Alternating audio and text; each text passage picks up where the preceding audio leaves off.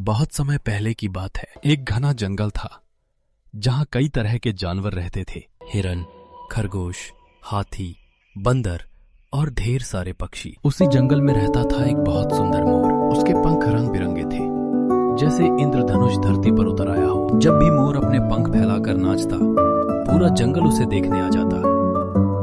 लेकिन धीरे धीरे मोर के मन में घमंड आ गया। एक दिन मोर जंगल में घूमते हुए बोला, इस जंगल में मुझसे सुंदर कोई नहीं, मैं ही राजा हूँ, बाकी सब तो साधारण है। पास में बैठा कौवा ये सुनकर मुस्कुराया। भाई मोर, सुंदरता अच्छी बात है, लेकिन घमंड ठीक नहीं। मोर हंस पड़ा। तुम जैसे काले कौवे मुझे समझाएंगे?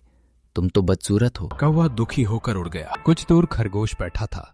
मोर ने उसे देखकर कहा, अरे छोटे से खरगोश, तुम क्या करोगे इस जंगल में?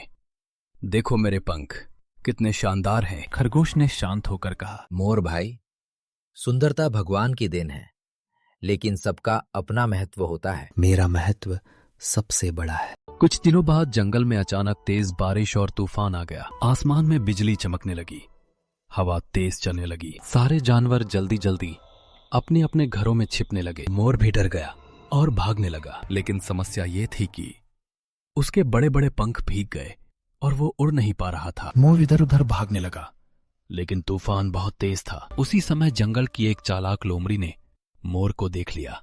आज तो स्वादिष्ट भोजन मिल गया। मोर डर के मारे कांपने लगा। उसने मदद के लिए आवाज लगाई, बचाओ बचाओ। लेकिन तूफान में कोई उसकी आवाज नहीं सुन पा रहा था। तभी अचानक ऊपर से कौवा आया। उसने मोर को देखा और तुरंत बाकी पक्षियों को बुलाया। सब जल्दी आओ, मोर मुसीबत में है। कुछ ही मिनटों में कई पक्षी और जानवर वहां पहुंच गए। हाथी ने जोर से चिंघाला, बंदरों ने शोर मचाया और लोमड़ी डर कर भाग गई। मोर की जान बच गई। मोर की आंखों में आंसू आ गए। वो कौवे के पास गया और बोला, भाई कौवा, मैंने तुम्हारा बहुत अपमान किया, फिर भी तुमने मेरी जान बचाई। कौवा मुस्कुराया। मित्र, जंगल में सुंदरता नहीं, दिल की अच्छाई सबसे बड़ी होती है।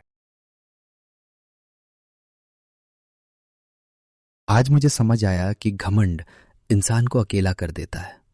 अब मैं कभी किसी को छोटा नहीं समझूंगा। उस दिन के बाद मोर बदल गया। अब वो सबके साथ प्यार से रहता और कभी घमंड नहीं करता।